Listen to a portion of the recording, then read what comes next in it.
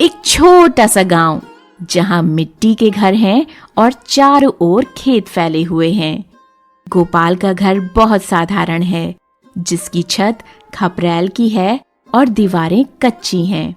गोपाल और उसकी माँ गरीबी में जीवन बिता रहे हैं, लेकिन ईमानदारी और मेहनत ही उनके जीने का सहारा है।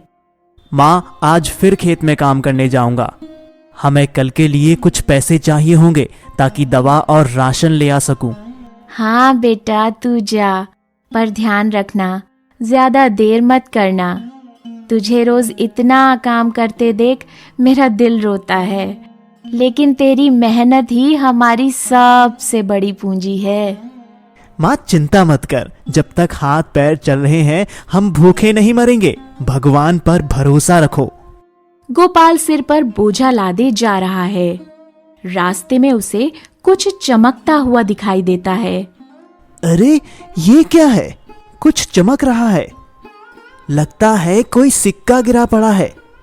अरे, ये तो सोने का सिक्का है। शायद गांव के किसी अमीर आदमी का होगा। ये सिक्का मेरे सारे दुखों को मिटा सकता है। माँ की दवा भी आ जाएगी और हमें कई दिनों तक भूखा भी रहना नहीं पड़ेगा। लेकिन ये सिक्का मेरा नहीं है, मुझे इसे वापस करना चाहिए। वो सिक्का लेकर सीधे गांव के मुखिया जी के घर की ओर चल पड़ता है। मुखिया जी के बड़े से घर के आगे गोपाल दरवाजे पर दस्तक देता है। अरे गोपाल, तू यहाँ? सब खैरियत तो है? जी मुखिया जी, ये सिक्का मुझे खेत के पास मिला है। शायद ये आपका या किसी गांव वाले का होगा। मैं इसे वापस करने आया हूँ। अरे, ये तो बहुत कीमती सोने का सिक्का है। तू इसे वापस करने क्यों आया? तुझे पता है इस सिक्के से तू अपनी गरीबी दूर कर सकता था। मुझे पता है मुखिया जी, लेकिन ये मेरा नहीं है। माँ हमेशा कहती है कि जो हमारा नहीं उसे अपनाना पाप है। मैं गरीबी में भी ईमानदारी नहीं छोड़ सकता। तू सचमुच बहुत नेक लड़का है गोपाल। आजकल लोग पैसा देखकर अपनी इंसानियत खो देते हैं, लेकिन तूने अपनी ईमानदारी साबित कर दी। मुखिया जी गोपाल को अंदर बुलाते हैं और कुर्सी पर बैठने का इशारा करते हैं। सच बताऊं, ये सिक्का मैंने जानबूझकर रास्ते में गिराया था, ये देखने के लिए कि गांव में कौन इसे ईमानदारी से वापस लाता है। और तूने मेरा दिल जीत लिया गोपाल। आपने जानबूझकर गिराया था? हाँ, और मैं ये देखकर बहुत खुश हूँ कि अभी भी हमारे गांव में ऐसे ईमानदार लोग हैं। अब सुन, तुझे इसका इनाम मिलना चाहिए। इनाम? नहीं मुखिया जी, मैंने तो बस अपना फर्ज निभाया है। मुझे कुछ नहीं चाहिए। तू बहुत बड़ा दिल वाला है गोपाल, लेकिन मैं तेरी मदद करना चाहता हूँ। ये ले, ये 100 रुपए रख। और हाँ, कल से तू मेरे खेत में काम करेगा। तुझे हर महीने अच्छा वेतन मिलेगा और तेरी माँ की दवा का खर्चा भी मैं उठाऊंगा। मुखिया जी, आप सच कह रहे हैं ना? अब माँ की दवा की चिंता नहीं करनी पड़ेगी ना? बिल्कुल गोपाल, आज से तेरी सारी जिम्मेदारी मेरी है। तूने अपनी ईमानदारी से साबित कर दिया कि तुझे मदद का पूरा हक है। धन्यवाद मुखिया जी, आपकी ये मदद हमारे लिए किसी वरदान से कम नहीं है। गोपाल दौड़ता हुआ घर जाता है, जहां उसकी माँ उसे देखकर चौंक जाती है। अरे बेटा, तू इतनी जल्दी कैसे आ गया और तेरे हाथ में ये पैसे कैसे? माँ, ईमानदारी का फल मिला है। मुखिया जी ने मेरी ईमानदारी देखकर हमें मदद दी है। अब हमें किसी चीज की कमी नहीं होगी। बेटा, मैंने तुझे हमेशा सच्चाई का रास्ता दिखाया था। आज मुझे गर्व है कि तूने अपनी माँ की सीख को कभी नहीं छोड़ा। भगवान तुझे और खुशियां दे। गोपाल और उसकी माँ गले लगते हैं और उनकी आंखों में खुशी के आंसू झलकते हैं। गोपाल अब मुखिया जी के खेत में काम करने जाता है और उसकी जिंदगी में धीरे धीरे सुधार आ रहा है। उसकी माँ की दवाई अब समय पर मिल रही है और घर में थोड़ा सुकून आने लगा है। गोपाल बेटा, आजकल तेरे चेहरे पर जो खुशी देखती हूँ, उससे मेरा दिल बहुत हल्का हो गया है। अब मुझे चिंता नहीं रहती कि तू भूखा सोएगा या मेरी दवा का इंतजाम कैसे करेगा। माँ, ये सब मुखिया जी की मेहरबानी है, लेकिन असली बात तो ये है कि जब इंसान सही रास्ते पर चलता है तो भगवान भी उसकी मदद करते हैं। मैंने वही किया जो सही था और बदले में हमें ये सब मिला। तूने जो किया उस पर मुझे गर्व है बेटा, लेकिन ये मत भूलना कि जिंदगी में और भी मुश्किलें आ सकती हैं। हमें कभी ईमानदारी का साथ नहीं छोड़ना चाहिए, चाहे हालात कैसे भी हों। हाँ माँ, मैं हमेशा तुम्हारी ये बात याद रखूंगा। एक दिन मुखिया जी के खेत पर गोपाल काम कर रहा था। तभी वहां मुखिया जी आ जाते हैं। गोपाल बेटा, एक जरूरी बात करनी है तुझसे।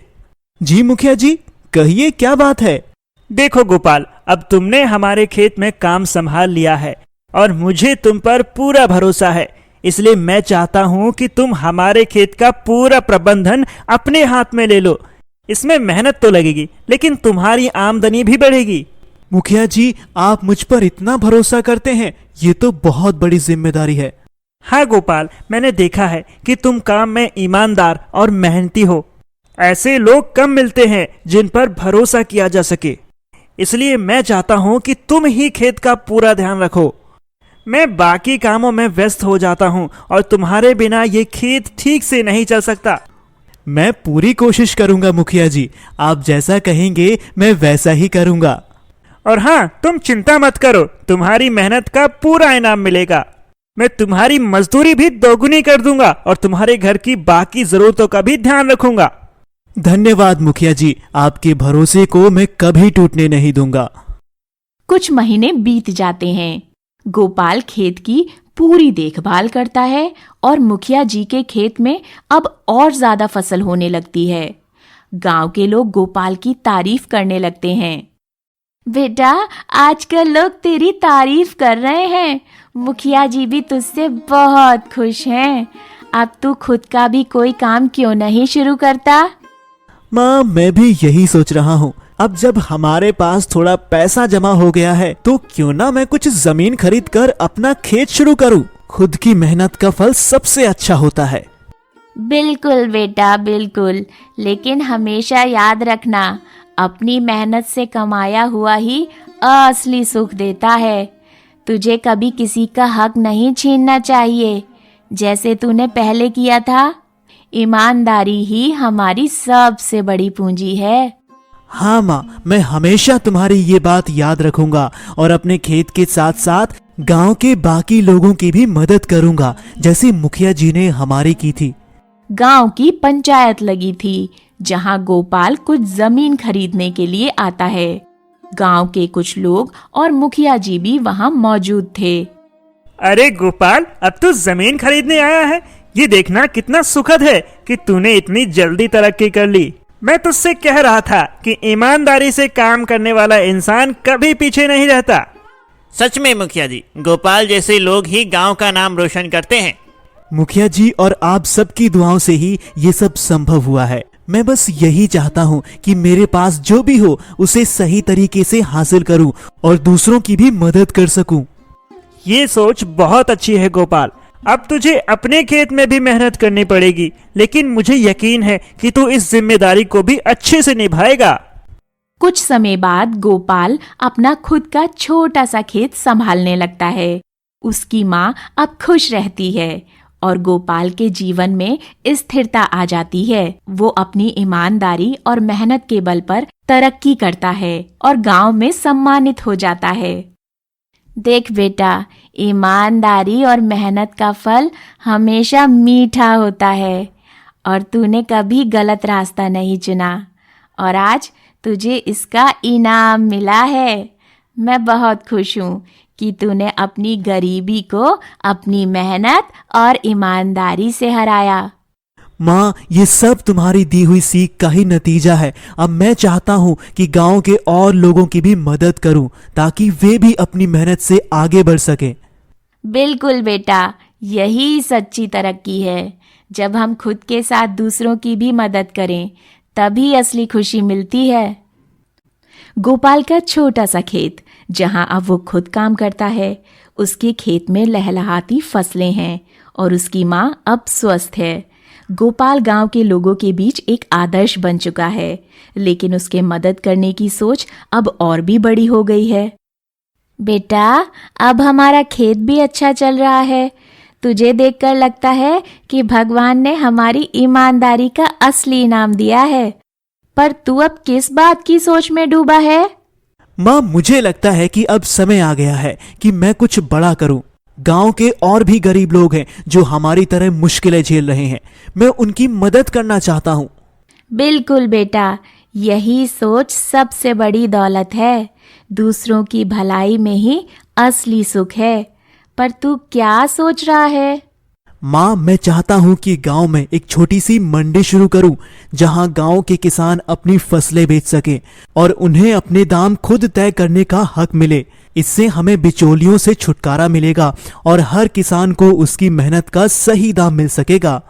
वाह बेटा, ये तो बहुत अच्छी बात है। तुझे ऐसा ही कुछ करना चाहिए। गांव के लोगों को तेरी मदद से बहुत फायदा होगा। गांव की चौपाल लगी है। गोपाल ने गांव के सभी किसानों को इकट्ठा किया है। मुखिया जी भी वहां मौजूद हैं। भाइयों, मैंने आप सबको इसलिए बुलाया है क्योंकि हमारे गांव के किसान बहुत मेहनत करते हैं, लेकिन उन्हें अपनी फसल का सही दाम नहीं मिलता। बिचौलिए हमारे खून पसीने की कमाई को हड़प लेते हैं। इसलिए मैंने सोचा कि हम अपने गांव में एक छोटी सी मंडी बनाएं, जहां हम अपनी फसल बेच सके और हमें इसका पूरा मुनाफा मिले। गोपाल, ये संभव कैसे होगा? हमारे पास इतना पैसा कहाँ है कि हम मंडी बना सकें? हम सभी मिलकर इसे संभव बना सकते हैं। मैंने थोड़ी पूंजी जमा की है और अगर हम सब मिलकर थोड़ा थोड़ा योगदान दें तो हम ये काम कर सकते हैं। मंडी बनाने के बाद जो भी मुनाफा होगा वो सबका होगा। हर किसान को अपनी मेहनत का पूरा हक मिलेगा। लेकिन गोपाल, बिचौलिए हमें परेशान करेंगे। उन्हें ये मंजूर नहीं होगा कि हम खुद से अपना काम करें। इसकी चिंता मत करो, गोपाल की बात सही है। हम सब मिलकर इसका विरोध कर सकते हैं। हमें अब जागरूक होना पड़ेगा। जो गोपाल कह रहा है वो सबके लिए फायदेमंद होगा। अगर मुखिया जी और गोपाल हमारे साथ हैं तो हमें डरने की जरूरत नहीं। हम मिलकर ये मंडी बनाएंगे।